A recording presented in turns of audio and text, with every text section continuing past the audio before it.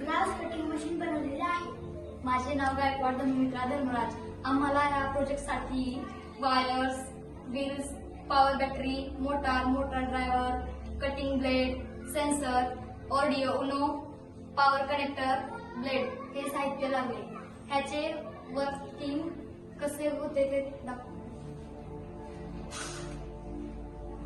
मी दामटे Ismail sir ऑटोमेटिशियन. या प्रोजेक्टसाठी जे साहित्य लागलं त्याचं वर्किंग ह्या पद्धतीने होते की जेव्हा ह्याला आपण कनेक्शन करतो त्यावेळेस ही मशीन ऑटोमॅटिकली जाते आणि समोरच्या ब्लेड तो ग्रास कट होतो.